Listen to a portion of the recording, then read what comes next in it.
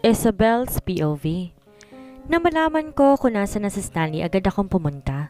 Sobra talaga ang pag-aalala ko na makuha siya ng mga masasamang tao. Napailing na lamang ako at agad nagtungo sa malapit na ospital kung saan niya sinabi sa akin kanina sa call. Buti rin lang nakataka siya dalang kwento niya, nakalabas siya sa van at nagpagulong-gulong sa daan, kaya't nagalusan siya at pumunta sa ospital. May tumulong daw sa kanya pagpunta doon. Are you okay? Sinaktan ka ba nila? Nakilala mo ba sila? Sunod-sunod pang tanong ko. No, pero nakatakas ako. Buti nilang traffic sa daan kaya mabilis ako nakalabas. Pagkwento niya at nakahinga naman ako ng maluwag. Buti naman, sabi ko. Konting galos lang naman to, huwag ka na mag-alala dyan. Nakangiting sabi niya. Shut up! Paano ko hindi mag-aalala? Nakidnap ko lang naman sa harap ko. Inis kong sabi. Nag-alala ka? Of course. Oh, naputo lang sasabihin ni Stanley nang biglang tumigil ang nasa likuran namin. Oh my God! Ano nangyari sa'yo, Stanley? Catherine's POV.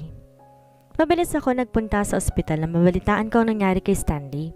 Sobrang kaba ko dahil nabalitaan ko mismo sa bodyguard niya na nakasalubong ko kasi ito kanina nang padaan na ako sa coffee shop. Nang marating kong ospital, agad akong pumasok. Nakita ko naman agad sa entrance pa lamang si Stanley. Oh my God! Ano nangyari sa'yo, Stanley? Sabi ko. Napalingon naman ako sa katabi niyang si Isabel. Akala ko nandun siya sa subdivision na pinapatayo namin. Bakit siya nandito? At kasama pa si Stanley. Isabel? Yes? Bakit ka nandito? Of course, pinuntahan ko si Stanley. Napalingon ako kay Stanley na kunot ang noo. Hey kayong dalawa, alalayan niyo ako, gusto ko na magpahinga. Sabi niya. Mabilis akong pumunta kay Stanley pero nagulat ako nung kay Isabel siya humawak. Napatanga na lamang ako habang nakatingin sa kanilang dalawa. Kat, kunin mo kayong cellphone ko. Napalingon ako kay Stanley na magsalita ito at turo niya ngayon ang katabi kong kama. Nandoon ang cellphone niya, kaya mabilis akong tumango at kinuha ito. Nakasunod lang ako sa dalawang papalayo sa akin. Why am I hurt like this? Third person's POV. Nakatali pa rin ang mga kamay ng lalaki sa upuan ninyo. Kanina pang sumasakit ang kamay niya dahil sa pagkakatali, pero napangiti din siya sa natanggal na ito. Walang nakabantay na tauhan sa loob ng silid kaya pasimple niyang kinuha ang tali. Tawayo siya at naglakad papunta sa pinto. Kinuha niya muna isang kahoy at tinawakan ng doorknob. Dahan-dahan niya itong binuksan at nakitang natutulog ang bantay sa labas. Napangiti siya dahil sa katangahan ng mga tauhan ni Stanley.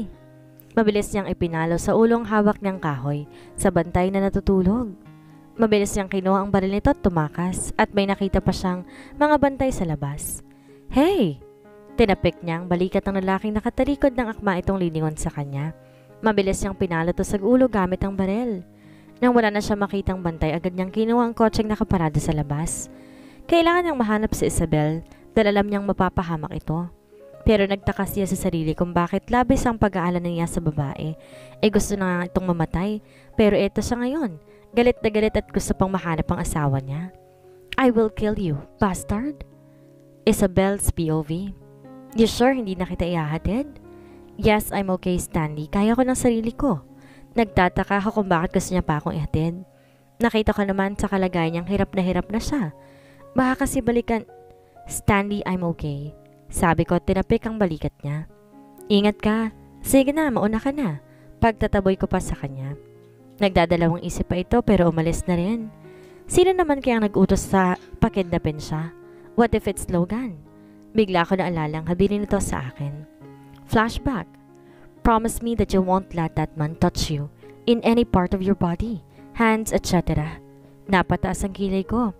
Because if I saw him touching you, hindi ako magkakamaling kunin lahat ng mga armas na nakita mo sa underground ko. And Isabel, I will not hesitate to kill the businessman. Yeah, alam ko businessman din ang isang yon. Dahil minsan ko na rin siya naging partner. But I can easily send him to hell. O tapos, tinaasan ko lang siya ng kilay. Yun na yun, Isabel. You're mine. Mine and mine. Walang pwedeng umangkin sa'yo kundi ako lamang. Ako lang, Isabel, ako lang. Alam ko may kinalaman ng isang iyon kung bakit nangyari kay Stanley yon. Humanda ka sa akin, Logan. Isabel's POV. Na makauwi ako ng bahay, walang Logan akong nakita. Nasaan ang boss ninyo? Tanong ko sa mga lalaki nagbabantay sa labas ng bahay. Hindi pa po nakakauwi, ma'am. May pinuntahan po. Saan nagpunta? Hindi pa po namin alam, ma'am. Oras na malaman kong totoo na may kinalaman nga si Logan dito. Hindi na talaga ako titira sa bahay na to. Ines ako naglakad papunta sa loob ng bahay. Pumasok agad ako sa kwarto para magbihis at pumunta ng sala para hintayin si Logan. Ilang oras pa ako naghintay pero walang Logan ang dumating. Natapos na akong kumain pero wala pa rin. Tumayo ako para sana umalis sa sala at pagpunta sa kwarto ko. Pero bumukas ang pinto at pinasok to ng lalaking ilang oras ko nang hinihintay. Bakit ngayon ka lang? Malamig kong tugon sa kanya. Tumingin siya sa akin pero nagulat ako na makitang may pasasiya sa katawan at para siyang binugbog. Ano nangyari dyan? Taka kong tanong. Usal niya lamang at inilapag ang baril sa table. Umalis siya sa harapan ko at nagtungo sa hagdan papunta sa kwarto niya. Sinundan ko siya ng tingin at bigla ko naalala kung ano palang pakay ko sa kanya. Sinundan ko siya hanggang sa napunta ako sa harap ng kwarto niya. Binuksan ko to pero wala na siya doon. Siguro, nasa banyo siya dahil dinig kong pagregasa ng tubig sa loob nito. Umupo ako sa kama niya para hintayin siyang matapos. Nang makalabas siya sa banyo, agad akong tumayo. Napatingin siya sa akin, pero binawi rin kalaunan at nagpunta sa closet niya para kumuha ng damit. "Why are you here?" Tanong nito sa akin. Siya pa talagang may ganang magalit sa akin ha? May kinalaman ka ba sa pagkidnap kay Stanley? Inis kong sabi dito tumingin sa kanya, sa akin, bago sinuot ang damit niya. "Why?" Sumagot ka. "May kinalaman ka ba?" Sigaw ko sa kanya. "Why? Yan ba ang sabi niya? Na ako nagpakidnap sa kanya? What the heck? Alam mo Logan, kung gusto mo maghanap ng gulo, wag mo akong idamay." Sigaw ko sa kanya at mabilis inilapag ang divorce papers sa kama niya. "Ayan, para naman makawala ka na sa akin. Kitang-kita ko kasi sakal na sakal ka na sa akin eh." Sigaw ko. Tanging sambit niya at kinuha ang divorce papers at pinagpupunit ito. "Anong? Bakit naman ako makikipaghiwalay? Hindi ba? Puwisit ka talaga." Sigaw ko sa kanya at mabilis nang umalis sa kwarto niya. Pumasok ako sa kwarto, pero pagpasok ko nakita ko si Vivian. Nakahiga ito sa kama ko habang natutulog. "What are you doing here?" Sigaw ko at nakita ko napabalikwas na ng bangon at tumingin sa akin. "What? Di ba nakikipag-divorce ka na? Well go. Umalis ka na sa bahay na to." "Umalis ka sa kwarto ko kung di papatayin kita." Banta ko pero tumawa lamang siya. "Na, baka ikaw mamatay, mag-iingat ka." Nakangising sabi niya bago lumapit sa akin. "Mag-iingat ka, baka mamatay ka na lang bigla." "I care." "Yeah, the hell you care. Mamamatay ka rin at babalik sa akin, Logan." Napangiti ako dahil sa sinabi niya. At ako pa talagang tinakot niya. "Oh, I'm scared." Pang-asar kong sabi at inirapan siya bago umalis. Sinundan ko siya ng tingin hanggang sa makalabas na to sa pintuan. Napabuntang huninga muna ako bago inayos sa mga gamit ko. May nabili naman akong bahay at doon na lang ako titira at mas mabuting lalayo na muna ako kay Logan dahil maraming nadadamay sa baliw niyang utak. "Where are you going?" Sigaw nito sa akin na makapasok to sa kwarto ko. Wala akong kibo na kinuha ang maleta at naglakad palayo kaso hinablot niya ito. I said, "Where are you going?" "Isabel, sasama ka ba sa lalaking yon? Tang-ina." Sigaw nito sa akin. "Ano bang problema mo? Mas tang-ina ka? Dinamay mo pang inosenteng tao dahil dyan sa kabaliwan mo?" Sigaw ko. "Inosente? Alam mo bang siyami pa ka na kung bakit ako nagkaganito?" Turo nito sa mga sugat sa mukha niya. "Hindi mo alam na may sikreto ang isang yon. Mas malala pa siya sa akin. Huwag kang gumawa ng kwento." Inis kong sabi. Napatawa siya at napasabunot sa buhok niya. "Sige, sumama ka sa kanya. Tingnan lang natin kung hindi ka mapapahamak sa kamay nun. Huwag kang hihingi ng tulong sa akin kapag may nangyaring masama sa'yo. Huwag na huwag mo akong idadamay." Inis niyang sigaw bago lumabas ng kwarto ko. Ako? Hihingi ng tulong sa kanya? Asa siya? Agad kong hinilang maleta at umalis at nakita ko siyang nasa sala. Nakatingin lang sa akin. Di na ako lumingon sa kanya at umalis na. Bigla na namang bumalik ang sinabi niya kanina. "Sige, sumama ka sa kanya. Tingnan lang natin kung hindi ka mapapahamak sa kamay nun. Huwag kang hihingi ng tulong sa akin kapag may nangyaring masama sa'yo. Huwag na huwag mo akong idadamay." Stanley's point of view. Bakit kasi napunta pa ako sa lugar na to? Inis kong tinapon ng hawak kong bote ng alak at sumandal sa sofa. Ilang days na ako dito ha, nakakainis talaga. Well, ginusto ko namang mapunta dito dahil inutusan lang ako na magaling na yon para patayin si Logan. May umeksena pa sa pagpatay ko sa asawa niya. Kaya ngayon silang dalawa ng target ko. Wala akong makuhang sagot sa nag-utos sa akin kung anong klaseng pagpatay ba ang gusto niya para makabalik na ako. Isa lang naman akong simpleng tao na gustong mabuhay ang ina ko. Inaya ko ng taong yon para ipasok dito at para isalba niya ang buhay ng ina ko. Hindi ako masama pero ginawa niya akong masama sa lugar na to. Noong nakapasok ako sa lugar na to, hindi ako makapaniwala. May mga tauhan agad ako at may mga malalaking bahay. Planado ang lahat at siya mismo nagsabi na nakahanda ng lahat sa kabilang mundo. Hindi pa ako naniniwala sa kanya. Dahil sino namang tangang maniniwala na may ganitong kabilang mundo? Well, naniniwala na nga ako. Boss, nabalitaan naming umalis na pong asawa ni Mr. Red Dragon. Bigla ako napatayo at tumingin sa mga tauhan ko. Hindi ko nasuot ang maskara ko ngayon na nandito naman ako sa bahay. Saan nagpunta? Nasa hotel po siya ngayon nagsistay. Saang hotel? Laviro. Sige. Bigla ako na-excite. Ano naman kayang ginagawa ng babaeng yon? Pinalayas na ba siya ng asawa niya? Agad kong kinuha ang jacket ko at umalis na at sumakay sa kotse ko. Pinaharuruto papunta sa hotel na sinabi ng mga tauhan ko. Ngayon ko na ba gagawin ang bala kong pagpatay sa Isabel na yon? Sagabal din siya sa mga plano ko at gusto ko ring makuha ang pinatayo naming White Pearl Subdivision. Mas okay na ang magmamana ng subdivision na yon dahil malaki na rin ang kikitain ko. Catherine's POV.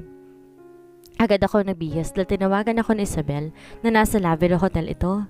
Ano naman kayang nangyari sa kanila? Nag-away na naman siguro silang mag-asawa. Sasakay na ako ng kotse nang biglang may humarang sa daraanan ko. Tik! Hindi ko natapos ang sasabihin nang biglang lumabas ang lalaking kinaiinisan ko ng husto. Noong isang araw pa to sunod ng sunod ah. Hoy! Parang harang ka sa daraanan ko? Sigaw ko sa kanya. Ngumiti lamang siya. Hey Kat, baby! Napatas ang kilay ko dahil sa sinabi ni Kevin. Ano ba? Umalis ka't may pupuntan pa ako, Kevin. Where? Pwede ba akong sumama? Bawal, inis kong sabi. Ang sungit talaga. That's why I like you. Napatigil ako. Sasabunutan ko ng lalaking to, nakakagigil. Pwede ba umalis ka na, Kevin? Di ba nagkita na tayo ng isang araw? I miss you. And hindi mo pa nababayaran. Yun nasira mong kotse ng kaibigan ko. Ano naman pake mo? Siya naman may kasalanan. Talaga?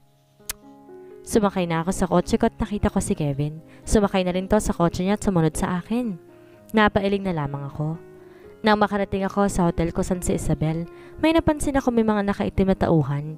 Nasa lima ito at nakabang sa entrance ng hotel. Taka akong bumaba ng kotse at nakita kong kotse ni Kevin. Nakasunod pa rin. Kaya nagmamadali akong pumasok sa hotel. Napapatingin sa akin ng mga nakaitim na lalaki. Natingin ko ay bodyguard to ng mayayaman. Na makita kong elevator na papasara na ito, mabilis akong tumakbo papunta roon pero huli na nang sumara na ito. Pero nagtaka ako dahil may napansin ako sa loob nito na may nakatayo na nakamaskara habang may hawak na barel. Anong meron dito? Stanley's point of view. Nakita ko si Kat na sasakay sana sa elevator kung hindi lang ito sumara. Nainis akong bigla. Pakailamera talagang babaeng yun. Napahawak ako na mahigpit sa baril na hawak ko. Ngayon ko na gustong patayin si Isabel pero may sagabal sa mga plano ko. Ang kaibigan nitong walang ginawa kundi ang sundan ako lagi. Nang bumukas ang elevator agad ako nagtungo sa exit nito. Imbes pumunta sa kwarto ko san si Isabel. Mas kailangan ko dito dahil sa kaibigan niya. Hihintayin ko na lamang ang pakialamerang yon at uunahin ko siya. Ilang minutong paghihintay nakita kong bumukas ang elevator. Nilabas doon na nag-iisang si Kat. Maganda naman ang babae at makinis pero hindi siyang puntiri ako dito. Gusto ko nang makabalik sa totoong mundo at matapos na ito. Nasaan na ba yung kwarto niya? Usal ang dalaga, tinitigan ang cellphone nito. May pagkakataon agad akong lumabas para puntirihin ng babae. Lumabas ako, tinutok ang baril sa likuran ng babae. Pero na makalabit ko ito may biglang humarang. Isang lalaki. Bang! Umalingaw ang putok ng baril. Napatras ako na makita kong lalaking natamaan ito. Kilala ko ang lalaking to. Kevin! Isang sikat na bilyonaryong kasapi ng mafia. Oh my God, Kevin!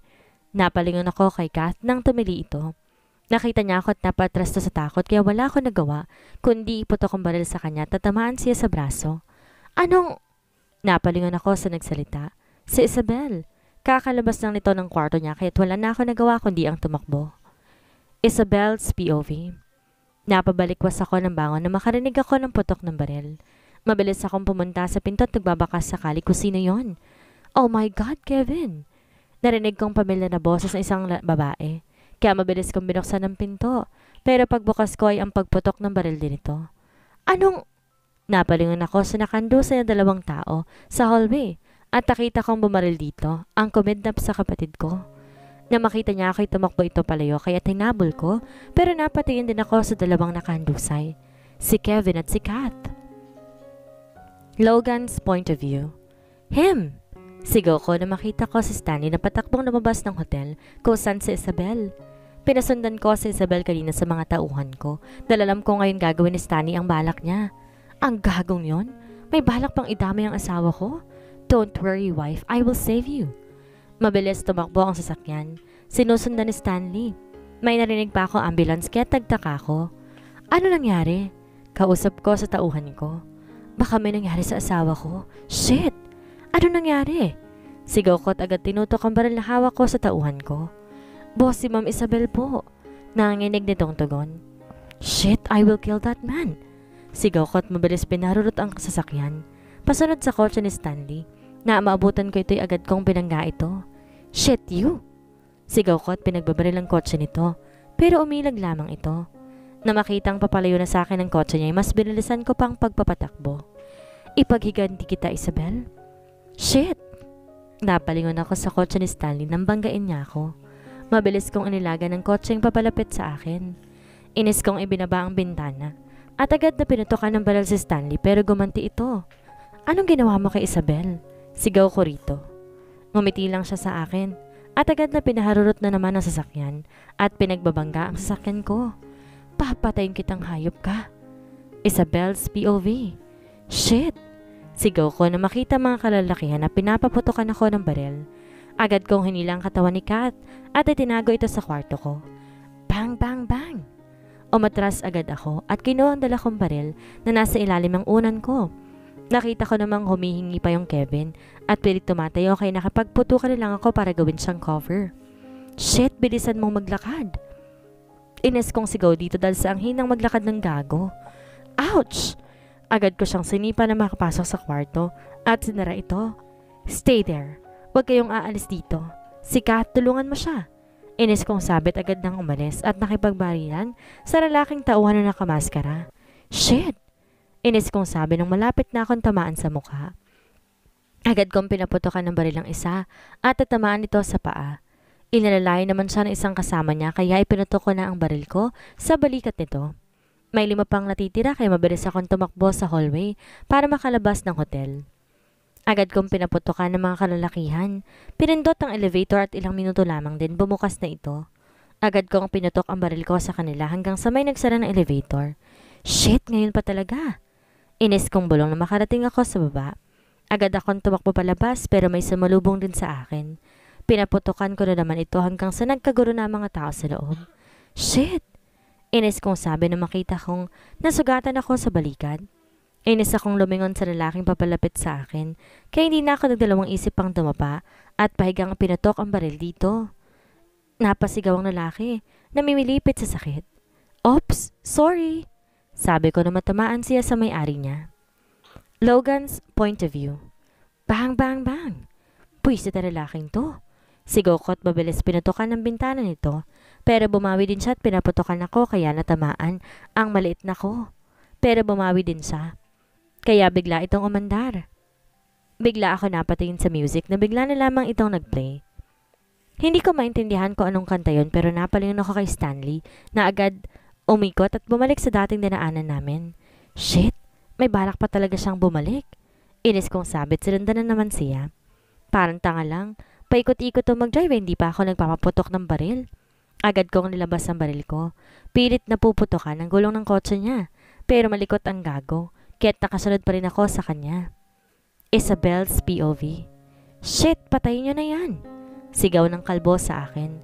Mabilis na nagsipagtakbo nito papalapit sa akin. Nauubusan na sila ng bala, ng baril. Pati na rin ako kaya't wala sila nagawa kundi ang makipaglaban sa akin. Dapat ninyong patayin ang babaeng yan. Sigaw nito. Mabilis na nasugura ng mga kalalakihan at pilit akong suntukin pero umiilag lamang ako. Sinipa akong isa sa tagiliran nito kaya't napaupo ito. Pero hindi pa natatapos, mabilis na nagsugod ang iba sa akin. Hindi ko kinaya dahil sa dami nila kaya't natumba ako at nahuli nila ako. Ipasok ko na yan. Buisit ka? Galit na ganitong humarap sa akin dahil sa pagsipa ko sa ari niya. Parang nabali yata ang likod sa pagkakasampal niya sa akin. Kaya tatigil ako at uminit ang ulo ko pero hinawakan na nila ako na makalabas sa hotel. Nakita ko pa ang dalawang nagbibilisang sasakyan na naghahabulan. Pero wala akong magawa para tingnan ko sino yon dahil sobrang manhid na ng katawan ko. Logan's point of view. Mabilis kong binanggana naman ang kotse ni Stanley hanggang makarating kami sa hotel. Nakita ko agad ng mga kalalakihan na may hinihilang babae. Napatingin ako doon at nanlaki ang mata ko na makita ko si Isabel. Agad akong huminto at dalidaring namabas ng kotse pero pinaputokan ako ni Stanley. Wala ako nagawa para tumakbo papunta kay Isabel, kundi ang magtago ako at labanan si Stanley nang mabaril ko ang gulo ng kotse nito'y napahinto siya at bumangga ang kotse niya sa kotse ko. Shit! Mabilis akong tumakbo kay Stanley at tinignan kong patay na ito, pero nakatutok ang baril nito sa akin, kaya mabilis kong kinalabit ang baril ko sa kanya. Bang! Na makitang wala na talaga tong buhay, lumingon ako sa sasakyan kung saan isinakay si Isabel. Pero nang tumakbo na ako'y bigla itong, No! No! Shit, wife! Sigaw ko dahil nakita ko mismo ang pagsabog ng kotse at tumilapon ang mga nasa loob nito. May tumilapon pang kamay ng lalaki malapit sa gawi ko kaya bigla ako naiyak. No, Isabel! Shit! Sigaw ko ng malakas. Patay na ang asawa mo, kaya ikaw nang susunod. Hindi pa ako nakakalingon sa likuran ko nang may umalingangaw na putok ng baril. Biglang namanhid ang likuran ko. Dahan-dahan akong lumingon at nakita ko si Stanley pero nabaril na rin to ng lalaki, si Kevin. Wala akong marinig na boses at halos lahat na nakakakita, sobrang takot. Napaubo na lang ako ng dugo at napalingon sa sasakyan nila Isabel na sumabog. Wala na siya, hindi ko siya nailigtas. Hey, Logan, love! Napamulat ako na may humawak sa mukha ko. Si Vivian. Love, don't leave me, love, please. Huwag kang pabigit. Wala akong maramdamang saya sa hiling niya, pero isa lamang nasa isip ko. Hindi ko nailigtas ang asawa ko. Hindi ko nailigtas si Isabel. Hindi. Catherine's point of view. After 5 years. 5 years nang hindi pa rin kami makapaniwala sa nangyari. Wala na siya. Wala na. Sobrang lungkot namin lahat sa pagkawala niya. Natagal ko na siyang best friend at ngayon pa ito nangyari. Hindi kami makapaniwala. Wala na si Isabel. Wala nang best friend ko. Naiinis man ako kay Logan pero naaawa rin ako sa kanya. Nakomatose ng 2 taon at nung pagagising nito'y walang iba itong hinahanap kundi ang asawa niya. Sinisisi nito ang lahat ng nangyari kay Isabel. Pilit niyang sinasaktan ang sarili niya dahil sa pagkawala ng Isabel at dahil hindi niya ito nailigtas. Isa na rin ako sa nakoma pero 4 weeks lang yon. Ibinalita lang sa akin ni Kevin ang nangyari. Inilibing na si Isabel at sunog na sunog ang katawan nito. Tanging singsing lang nakita sa kotse ng pagsabog at pagmamayari ni Isabel dahil ng wedding ring nila ni Logan. Awang-awa ako kay Logan. Ilang araw din tong hindi kumakain at laging lungkot. Pero sa nagdaang taon naging maayos ito at namuhay na mag-isa. Si Logan na puno ng pagsisisi. Hindi niya matanggap ang nangyari kay Isabel. Ang pamilya naman ni Isabel sobra nagalit kay Logan kaya umalis ito at umalis ng bansa. Ako na may malungkot din sa nangyari pero pinapagaan ni Kevin ang loob ko. Si Kevin ang lagi nasa tabi ko kapag umiiyak ako at namimiss ko si Isabel. Hindi man lang kami nakapag-bonding magkaibigan. At sa subdivision naman ni Isabel na pinapatayo ako na nagmamayari nito. Tinulungan din ako ni Kevin para dito. Sa nakalipas sa 5 taon lahat nagbago. Lahat sobrang tahimik.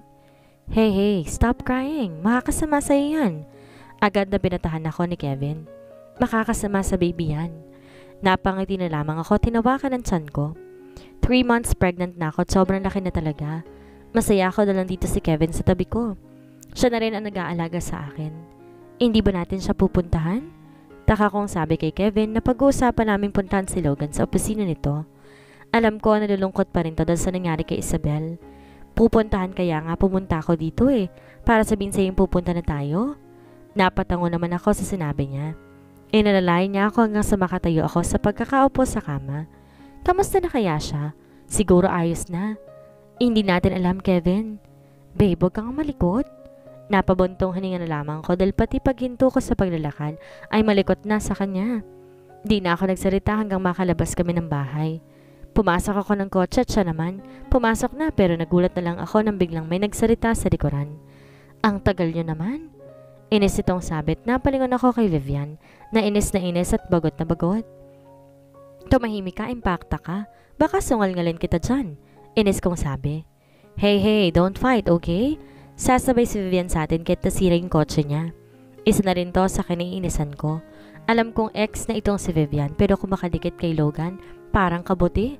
Pasalamat siya't wala na si Isabel, kung hindi, baka namatay na siya. Pero hindi ako papayag na siya maging asawa ni Logan. Mamatay man ang babaeng nasa likuran ko, hindi ako papayag. Babe, ang sama ng mukha mo. Agad kong tinaasan ng kilay si Kevin kaya natawa naman tong nagmaneho na lamang. Alam ko may galit ka pa rin sa akin, Kat. Pero wala na tayong magagawa dahil wala ng kaibigan mo. And I'm sure for that na ako pa rin ang mahal ni Logan. Tumahimik ka, babae ka. Sigaw ko kaya't napakatakip ang tingin sa kanya. Shucks! Nakatiis ka sa ganitong ugali ng asawa mo, Kevin? Oh my God! Sumabay na lang ako sa tono ng boses niya at tinirapan. Buwisit na babaeng to. Ilang oras din ang biyahe, nakarating na kami sa company ni Logan. Hi!